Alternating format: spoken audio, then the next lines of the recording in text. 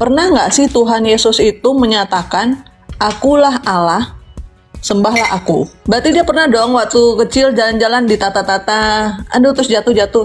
Sedangkan dia Tuhan, lo kok masih begitu? Oh, Yesus itu sok-sok eksklusif, oh enggak?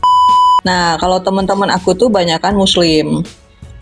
Dan mereka suka bertanya ke aku dan aku suka menjawab lah ya. Karena buat aku kan, kita kan lebih karena kasih ya. Jadi kita jawab gitu kan. Nah, ini ada satu pertanyaan dari teman aku yang menanyakan gini. Pernah nggak sih Tuhan Yesus, satu pertanyaannya gini, Tuhan Yesus itu siapa gitu kan? Saya bilang gini, 100% manusia, 100% Tuhan. Nah, correct me if I'm wrong ya. Ya, Elia ya. Ya. Terus yang kedua, terus pernah nggak sih Tuhan Yesus itu menyatakan, akulah Allah, sembahlah aku. Nah, aku dapatnya itu kan Yohanes ya, yang Yohanes itu waktu Tuhan Yesus sedang di sinagog, terus dia menyebutkan bahwa kalau kamu melihat aku, kamu melihat Allah, kan gitu kan? Ya.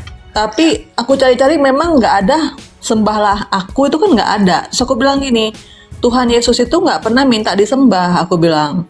Jawaban aku ke mereka kan. Terus tapi Tuhan Yesus menyatakan bahwa kalau kamu melihat aku, kalau kamu mengenal aku, kamu mengenal Allah. Nah, aku juga jelasin kenapa kok mau-maunya Allah itu apa istilahnya berkorban buat dosa manusia. Nah, aku kasih contoh yaitu orang tua ya. Misalnya mama saya sakit ya, kami sakit nih, anak-anaknya ibu saya, mami saya bilang gini, daripada kalian yang sakit, mendingan aku yang sakit, merasakan sakit itu daripada kalian. Karena cintanya besar. Aku kasih analogi itu. Nah, jadi maksud aku gini. Terus yang selanjutnya, mungkin agak-agak saru atau agak-agak menyebalkan kali ya. Jujur aja aku sebel sih ditanya begini. Tapi kan aku minta hikmat Tuhan juga untuk menjawab ya. Ada pertanyaan gini, bahkan dikasih video seorang, mungkin dia dari pendeta kali ya. Pendeta terus dia convert ke agama lain lah ya gitu ya. Maksudku ngerti ya El ya? Maksudnya di Nah, apa? disusui oleh Bunda Maria gitu loh. Ya, ya. Terus habis itu berarti dia pernah dong waktu kecil jalan-jalan di tata-tata, aduh terus jatuh-jatuh. Sedangkan dia Tuhan, lo kok masih begitu? So, aku jawabnya begini, karena aku bilang, satu, aku tidak paham sejarah tentang kekristenan, tapi buat aku, iman Kristen itu adalah sedikit tahu lakukan, banyak tahu lakukan, karena iman tanpa perbuatan adalah mati. Jadi lebih penting tuh praktek, aku bilang ke dia. Kalau saya ditanya nomor ayat, saya nggak hafal, tapi saya tahu ayat-ayat tentang ini, tapi nggak banyak, saya bilang, karena saya lebih ke praktek. Nah, itu Elia ada tahu nggak sih sejarah kayak gituan gitu semasa Tuhan Yesus hidup gitu loh. Ya, ya. Nah, terus selanjutnya ditanya juga, umur berapakah Tuhan Yesus menyatakan dirinya sebagai Allah? Nah gitu kan. Aku bilang, nah aku kan nggak hafal ya El. So aku bilang, umur 12 tahun waktu beliau memberikan khotbah di sinagog, itu kayaknya yang pertama kali. Ketika mama papanya cari dia, nah, aku ngobrol ke mereka seperti itu ya kalimatnya ya. Ketika papa mamanya cari dia waktu mau pulang dari sinagog, lo kok Tuhan Yesus nggak ada ya? Ternyata beliau sedang ngobrol, seperti sedang berkhotbah, dan orang banyak mendengarkan di sinagog itu dan mereka bingung. Loh, ini anak tukang kayu, istilahnya sederhana, orang miskin, kok lu pinter banget kan gitu ya istilahnya ya. Sedang sinagog ini kan S3-nya teologi ya, dan yang bisa kuliah di sinagog itu hanya orang-orang terpandang, orang kaya, orang cendekiawan kayak Paulus, saya bilang gitu. Tapi Paulus pun bilang apa sesudah kenal Tuhan Yesus? Ternyata padahal Paulus itu kan udah pintar, murid paling top, murid paling sadis kalau juga. bisa satu-satu dulu, soalnya saya nanti bingung maksudnya. Oh, oke. Nah, jadi itu dia pertanyaannya. Perkapan Tuhan Yesus menyatakan dirinya sebagai Allah? Nah, itu dia. Dan Tuhan ya. Oke. Nah, oke. Thank you, Elia. Kapan Yesus menyebut dirinya Allah Tuhan dan menyembah Dia? Yang kedua tadi apa tadi? Apakah dia mengalami kemanusiaan seperti manusia juga, yaitu disusui, gitu-gitu. Mengenai Yesus itu, di manakah Yesus berkata akulah Tuhan? Dalam Yohanes 13 ayat 13, Yesus berkata, yuk di mute dulu ya. Yesus berkata, Kamu berkata akulah guru dan Tuhan, katamu itu tepat karena memang akulah guru dan Tuhan. Mengenai yang menyembah dia, Yesus adalah orang benar. Kalau dia tidak patut disembah, dia tidak mungkin menerima penyembahan. Tapi buktinya, Matius 8 ayat 2. Maka datanglah seorang yang sakit kusta kepadanya lalu sujud menyembah dia. Tapi apakah yang sakit kusta itu dimarahi Yesus? Kamu jangan sembah aku. Matius 9 ayat 18. Sementara Yesus berbicara demikian kepada mereka, datanglah seorang kepala rumah ibadat lalu menyembah dia. Kepala rumah ibadat menyembah dia. Tapi apakah Yesus menolak penyembahan kepala rumah ibadat itu? Tidak. Yohanes 9 ayat 38 katanya, aku percaya Tuhan, lalu sujud menyembahnya. Di sini Yesus disebut sebagai Tuhan dan dia disembah. Kalau Yesus memang bukan Tuhan dan dia tidak mau disembah, dia akan mengatakan orang itu, jangan sembah aku dan aku bukan Tuhan. Tapi Yesus tidak menyangkal itu, malah diperhitungkan sebagai iman. Lalu Matius 15:25. Tetapi perempuan itu mendekat dan menyembah dia. Apakah Yesus menolak penyembahan itu? Tidak. Matius 28 ayat 9. Ini Maria Magdalena. Tiba-tiba Yesus berjumpa dengan mereka dan berkata, salam bagimu. Mereka mendekatinya dan memeluk kakinya serta menyembahnya. Yesus itu disebut Tuhan dan disembah. Tapi dia tak menolak penyembahan. Dan dia tak menolak disebut Tuhan, malah diperhitungkan sebagai iman. Artinya Yesus memang demikian. Masalah kapan Yesus disebut Tuhan? Lukas 2 ayat 11. Hari ini telah lahir bagimu Kristus Tuhan di kota Daud. Malaikat yang mengatakan bahwa Yesus adalah Tuhan. Jadi malaikat sendiri yang bersaksi mengenai Yesus adalah Tuhan. Kemudian ucapan Yesus sendiri. Coba kita lihat di dalam Yohanes 13 ayat 31. Sesudah Yudas pergi, berkatalah Yesus, sekarang anak manusia dipermuliakan dan Allah dipermuliakan di dalam dia. Dan ini perkataan Yesus yang paling mencekam.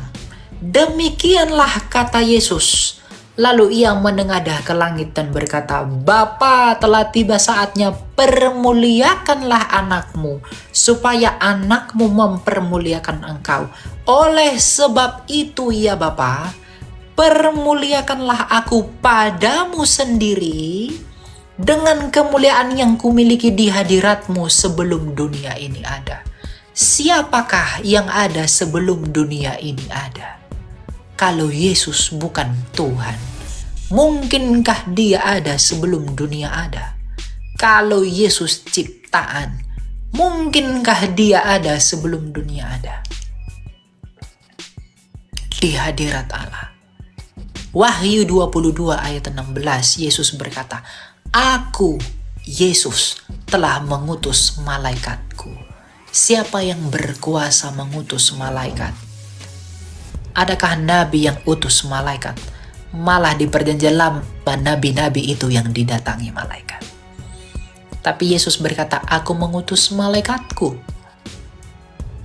Yohanes 8 ayat 22, Yesus berkata, aku dari atas, seperti kata Pastor tadi. Kamu dari bawah. Aku bukan dari dunia ini, kamu dari dunia ini. Para nabi selalu berkata, demikianlah firman Allah. Beginilah firman Allah. Yesus gak pernah ngomong begitu. Yesus selalu berkata, aku berkata kepadamu. Yesus gak pernah bilang, demikianlah firman Allah. Tidak. Kalau Musa berkata, beginilah firman Tuhan. Yeremia berkata, Tuhan telah berkata. Elia menyampaikan, beginilah firman Allah. Nabi-nabi besar berkata, beginilah firman Tuhan. Tapi Yesus berkata, sesungguhnya aku berkata kepadamu. Aku berkata kepadamu. Dia nggak pernah bilang beginilah firman Tuhan. Enggak. Aku berkata kepadamu. Karena dialah firman itu. Ada nggak nabi yang bisa ngomong begitu? Tidak ada. Ya. Masalah Yesus, apakah dia menyusui juga? Di dalam Ibrani dikatakan, imam besar kita adalah imam besar seperti kita yang turut merasakan kelemahan-kelemahan kita. Karena dia sepenuhnya manusia dan sepenuhnya Allah. Pastilah dia menyusui, makan, minum, buang air. Ya karena dia manusia seperti kita. Kalau dia nggak begitu, ya dia berarti manusia jadi-jadian. Jadi dia manusia seperti kita biasa. Gitu ya. Butterfly gitu ya. Aduh, keren banget, saya sampai merinding dan saya record dan saya catat juga untuk membantu teman-teman saya juga yang rindu sama Tuhan Yesus. Terus Kak, ini satu lagi Kak, kapan Tuhan Yesus pertama kali menunjukkan ketuhanannya, umur berapa? Saya sebutkan umur 12, apa benar Kak?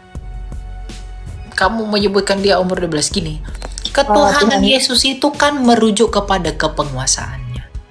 Yesus mengungkapkan kepenguasaannya itu ketika dia mau naik ke sorga. Matius 28 ayat 18. Segala kuasa telah diberikan kepadaku. Segala kuasa di sorga dan di bumi telah diberikan kepadaku. Dia membuktikan ketuhanannya itu melalui kebangkitannya. Dia mau mengatakan, maut telah kukalahkan, akulah kebangkitan dan hidup itu. Yesus berkata, akulah kebangkitan dan hidup. Dan dia membuktikan ucapannya itu dengan bangkit dan hidup kembali. Nggak omong kosong dia. Dibuktikan. Disitulah puncaknya dia akan dimuliakan. Gitu. Ya. Kak, satu lagi Kak, untuk itu juga lebih penegasan lagi, kok mau-maunya Tuhan menebus dosa manusia gitu? Ya, kasihnya Yohanes 3 ayat 16. Karena begitu besar kasih Allah akan dunia ini, sehingga dia mengaruniakan. Siapa yang dikaruniakan?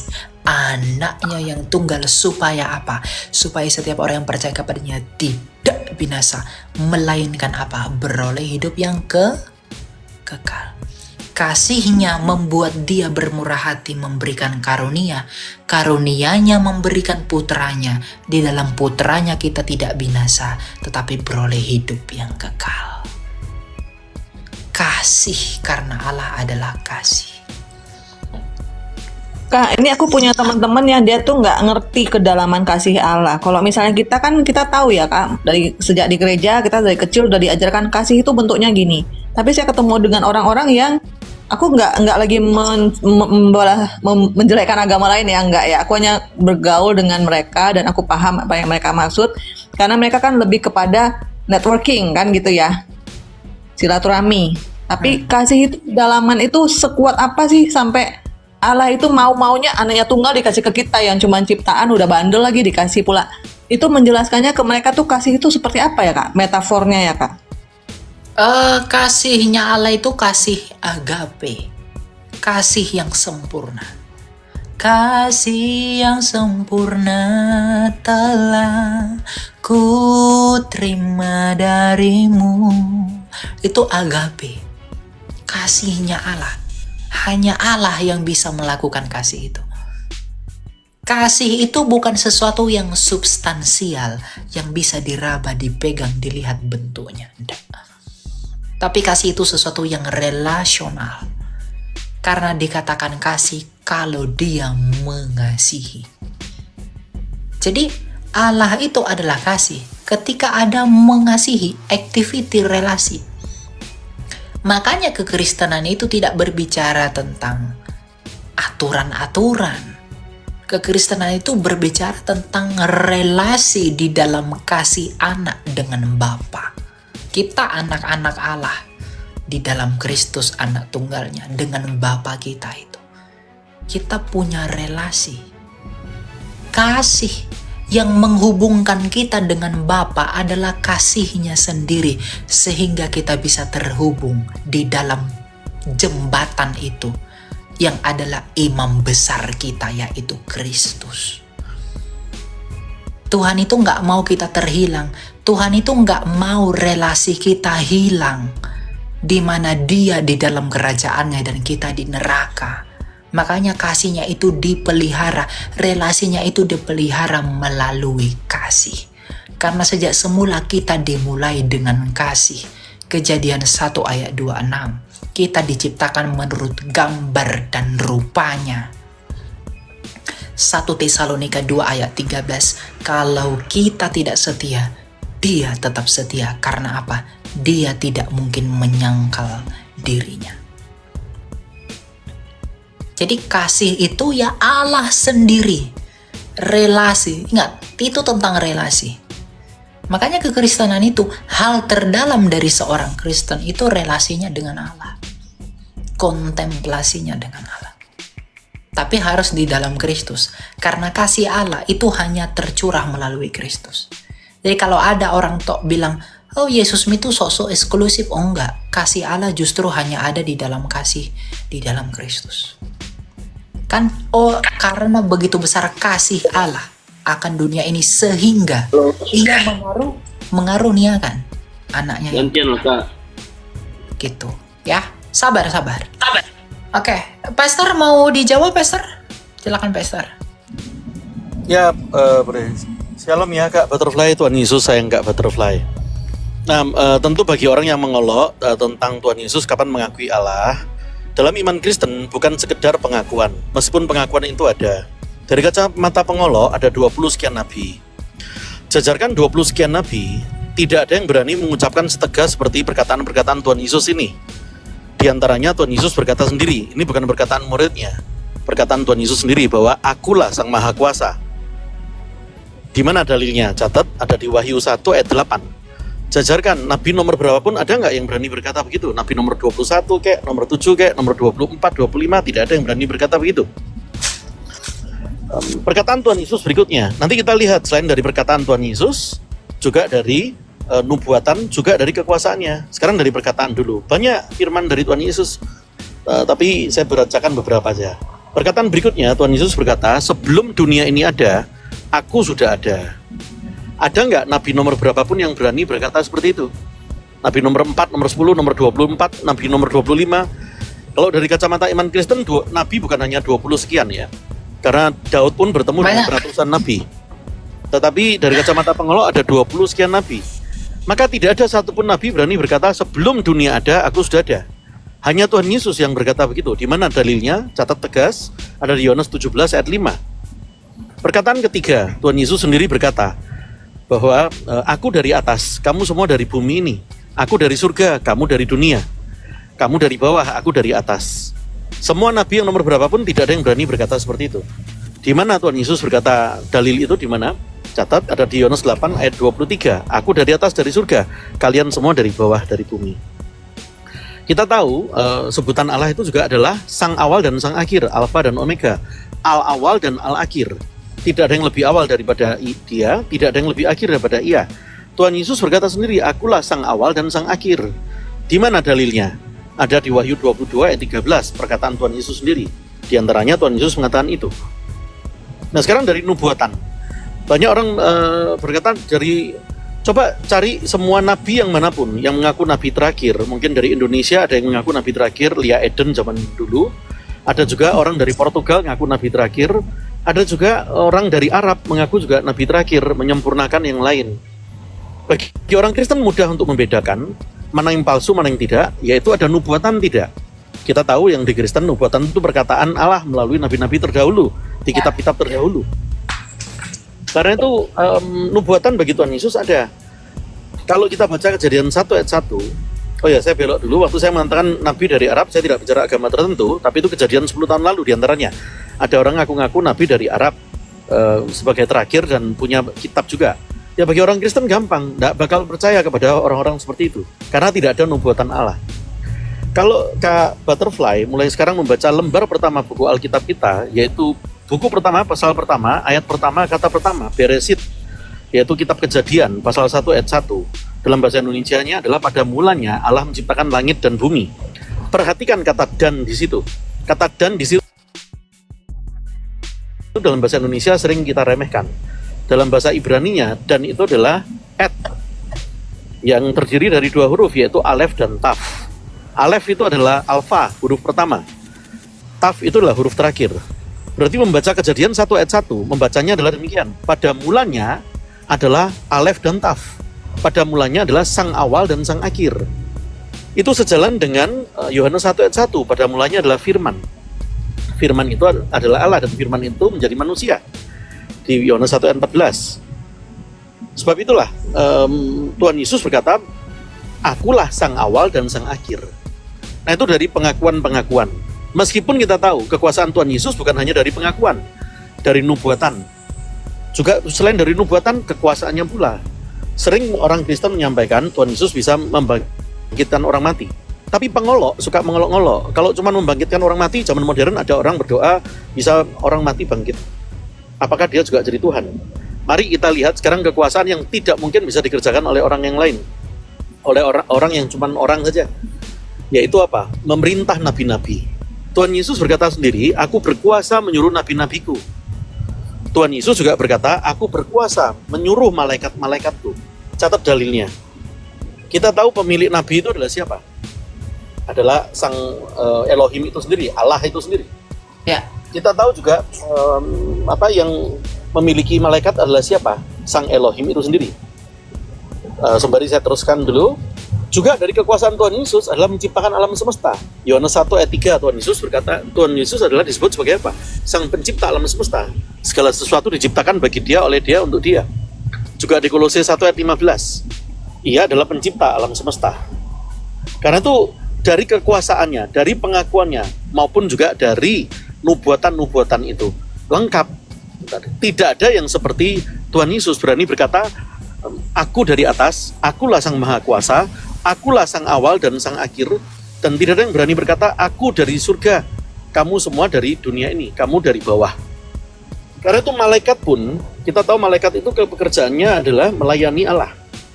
Nah, malaikat melayani Tuhan Yesus. Matius 4 ayat 11, dalilnya di sana, catat tegas. Kemudian dikatakan juga malaikat menyembah Tuhan Yesus. Dalilnya di Ibrani 1 ayat 5. Catat dalilnya di situ. Di Wahyu 22 ayat 16, Tuhan Yesus berkuasa menyuruh malaikat. Catat dalilnya dari sana. Dalil berikutnya Matius 23 ayat 34. Tuhan Yesus berkuasa menyuruh nabi-nabinya. Karena itu ada pengakuan dari Tuhan Yesus sendiri, ada kekuasaan sebagai pencipta alam semesta, dan juga ada nubuatan dari ribuan tahun sebelumnya dari kitab-kitab terdahulu. Karena itu membaca dari bahasa asli Beresit, bara Elohim. Itu di situ ada kata dan, adalah et. Et itu adalah sang awal dan sang akhir. Demikian Butterfly. Ya, gitu ya, Butterfly ya. Luar biasa dahsyat, sudah saya record, nanti saya kasih ke teman saya yang membutuhkan. Thank you Kak, thank you Kak, juga hambanya, terima kasih. Ya, Tuhan berkati.